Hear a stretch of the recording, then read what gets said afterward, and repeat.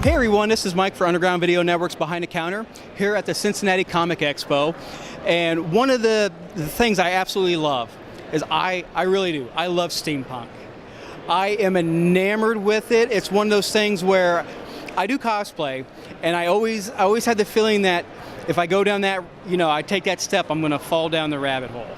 Down the rabbit hole. Yes. Yeah, we did actually a lot of Alice in Wonderland stuff, so falling down the rabbit hole would be perfectly appropriate. Now, I am here with Aloysius Fox, sir. It is a delight to meet you. How would you describe steampunk? Oh, there's a number of different ways to describe it.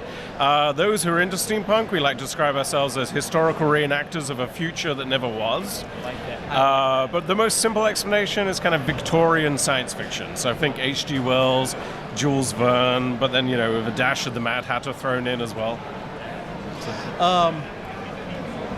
Steampunk is such a huge phenomenon.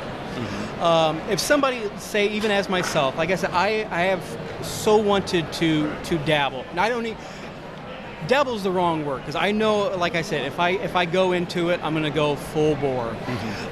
What advice could you give somebody who's thinking about starting steampunk as not only as just a costume, but the entire broad, because there's so much stories, fiction, it just seems like a little daunting to get into. Actually, there's a lot of flexibility.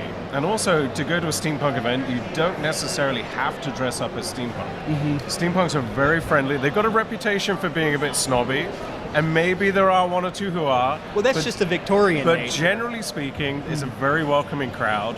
They're just happy that you're there. They're happy to give lots of advice about, how to put together, an outfit. Thrift stores are amazing for things that you'll be able to find.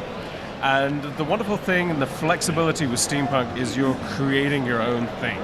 You're not necessarily cosplaying a character. You're coming up with what works for you, and there's so much flexibility.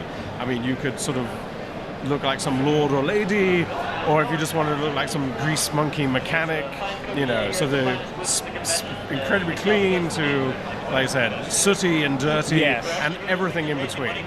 So now, I see here you're at the Ohio Steampunk Society. Tell me a little bit about your society. Okay. We're recently trying to promote all the different things that are going on in Ohio.